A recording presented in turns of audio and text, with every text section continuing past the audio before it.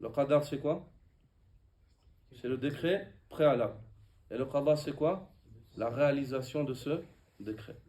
La réalisation de ce décret. Ainsi que sa création, pour qu'il existe, qu'il se passe et se produise. Quant aux piliers, أيها الإخوة أركان الإيمان بالقدر أو مراتب الإيمان بالقدر, les piliers ou bien les degrés de la foi dans le qadar. Chez les gens de la sunna, la foi dans le qadar, elle a 4 fondations. Elle a 4 fondations.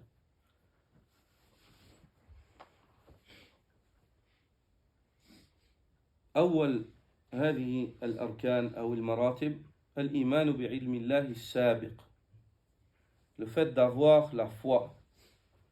Une foi qui te pousse à une conviction. Quelle est cette conviction? Le fait d'être convaincu qu'Allah Azzawajal savait toutes choses avant qu'elles se produisent, avant même qu'elles soient écrites, avant même qu'elles soient voulues, avant même qu'elles soient créées. Donc, le premier des points, c'est la préscience. Le fait d'être convaincu qu'Allah Azzawajal savait les choses, toutes choses, avant qu'elles se passent, et que rien n'échappe au savoir d'Allah. الركن الثاني أو المرتبة الثانية الإيمان بكتابته قبل كونها, d'être convaincu que la chose elle a été écrite avant d'exister. Avant d'exister, elle a été écrite. والركن الثالث الإيمان بمشيئة الله النافذة. Le troisième, c'est le fait d'être convaincu qu'une chose qui est, elle est par la volonté d'Allah.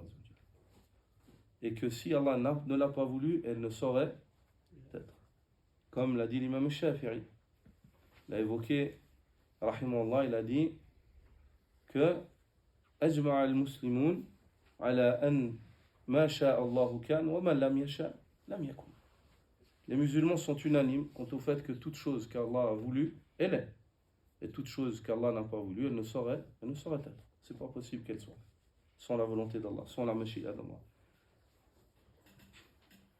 Et lorsqu'on dit ici la mashi'a d'Allah, c'est quelle mashi'a? Al-Kawniyya. Al-Mashi'a al-Kawniyya. Al-Mashi'atu al-Kawniyya. C'est la volonté universelle. Est-ce que c'est possible que dans la volonté universelle, il y a des choses que Allah Azza wa Jal ne veut pas avec la Mashi'a ou l'irada shar'iyya? C'est possible, exactement. Comme par exemple le shirk, le zina, et ainsi de suite. Exactement. La quatrième fondation, al-imanu bi'annahu khaliqu kulli shay. La foi ou la conviction quant au fait qu'Allah subhanahu wa ta'ala est le créateur de toutes choses. Donc les fondations de la foi en le qadar sont au nombre de 4. D'avoir foi en la préscience d'Allah, le fait qu'il savait tout avant que ça n'existe, ou que ça se passe, ou que ce soit même décrété. Et ensuite, qu'il a écrit, et la plume a écrit par la science d'Allah Azza wa Jal. Ensuite, qu'il a voulu. Et lorsqu'on dit voulu, c'est la volonté universelle. Et ensuite, qu'il a créé. Car toute chose qui est créée ou qui existe, il faut forcément qu'un créateur la crée. Elle ne se crée pas d'elle-même. Ça, c'est les fondations de la foi dans le qadar. Ça, c'est les fondations de la foi dans le qadar. Et ça, il est primordial que vous l'appreniez par cœur. Ces 4 fondations-là, vous devez les savoir par cœur et les enseigner à votre entourage, à vos familles, à vos enfants. C'est la voie du salut dans ce chapitre. On a évoqué l'importance du chapitre du qadar. Elle est capitale.